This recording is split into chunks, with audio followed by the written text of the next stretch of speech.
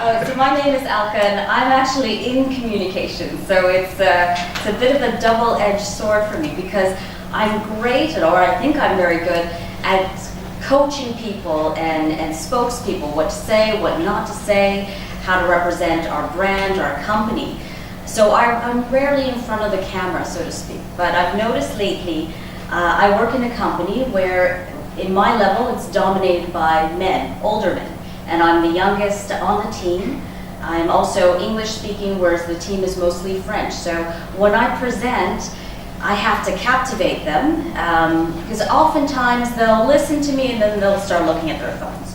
And so I've worked really hard over the past year on my presentation skills, so using PowerPoint to an extent, but making more visual and making sure that I keep to key messages and making sure I know the audience so that I know what is of interest to them. So communication is what I do, and I'm getting better at communicating myself. And with the support of my husband, Sasha, it's been quite a journey.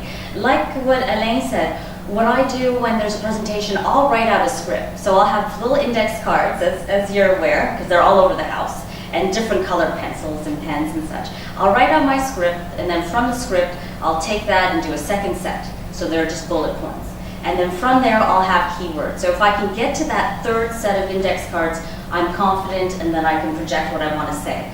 But it's been a journey, and I think with Toastmasters, being more spontaneous will be something for me. So that's it. Cool. Thank you. So if I did not set up goals, I would probably not even wake up in the morning. It's as simple as that. I think being a parent and having a little kid and a dog, we had 2 dogs before, you have to set goals in your personal life so you can get things done. Not only at home, but also at work. I don't think I would be where I am today if I didn't hold myself to a higher standard. To a higher standard? To a higher standard. And Diana and I spoke about this.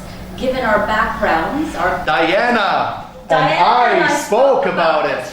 Given our cultural backgrounds and the things that we went through as kids, we knew that we had to overachieve in order to get somewhere. And goals plays a huge part in that. Daily, I write down all my goals for the day. I write down all my goals for the day. Do I get them all done? Not really, but I try to get as many as I can because there's obligations for me as a parent, for me as a colleague, as a peer. So goals are vital in my life. No, you're not done. No, I'm not done. Okay. Now, tell me about, for example, goals in football, for example. In football? Is it important to have goals in a football pitch? And why is that? Yeah, I am asking you because I know you're not comfortable talking about it, so go ahead. Well, given your background and... Nothing to do with me. I know, but you're supporting a team that is, what, 4-time champion, World Cup champion, 2-time Euro Cup? Oh, good Lord, I haven't trained good enough. I haven't trained well enough. Is it 2? No, it's not, but go ahead, please, make me more embarrassing. I know that goals are very important because that's the decisive indication if you're going to win or lose. Okay, so, yes. What about orientation? I mean, if you do not have goals on the pitch, nobody would know where to go, right? Yeah, exactly. So please. Yes. So that's why you have teams. I don't know how many team players there are for each side. I'll assume 8 to 10. Almost. Oh, good Lord. I know. Why didn't you just bring up tennis? So team orientation is key. Everybody has a position to play. Everybody should have that intuitive aspect that they know where the ball is going to be. So I think that's crucial. And that's all based on goals. That's based on practice. Because unless you practice, you're never going to reach your goals. Even though it is not called a goal in the sport you like, yes. It's a basket. Oh, okay. But is it not the same idea behind it? For basketball? For basketball? Basketball, yes. It's exactly the same principle, but I believe basketball is a faster paced, a bit more skilled game than faster pace. Faster pace, a bit more skilled than football. Don't finish the sentence because I do not agree. No, it's the same principle.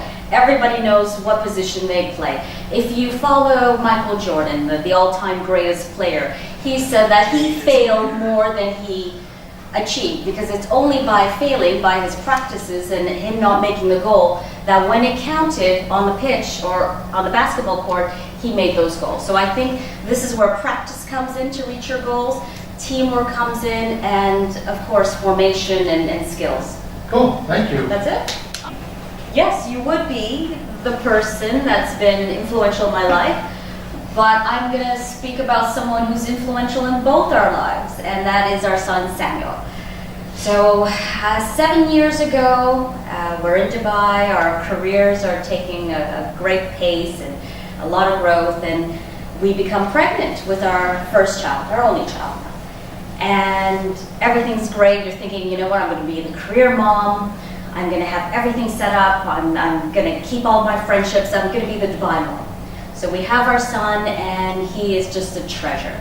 You see him crawling at age, 5 months. He's walking at 11 months, and we're like, he's going to be super intelligent, super athlete. And we noticed when he was about almost 2 that he wasn't really looking at us. He was playing on his own, and I thought, okay, you know what? I was like that too. I'm an introvert, so maybe he's just like me. And then we noticed a couple things, that his speech wasn't coming along. So we went to see a doctor, and we were told some news that was really devastating to us at the time, that our son probably has autism. So I think our world just crumbled, because all the goals and aspirations that we had for our son, for our children, and our future children were a bit dashed. And it was also a bit of a dark time in our relationship, trying to figure out what to do, because it wasn't going according to plan. But this is where I saw the strength of my family, my husband, where we thought, okay, what do we do that's best for our son? And we got him therapy that he needed. We struggled with the school system, trying to find him a mainstream school that would take our son. And a lot of counseling and such. So we got to a point where we are today that our son is just a treasure. He has taught us patience, humility, has made us more spiritual. I have an executive coach, and we were talking about work issues, and at the time we were going through a restructure. And I mentioned my family life and my son, and she said, why don't you see it that the universe has sent you both exactly what you needed?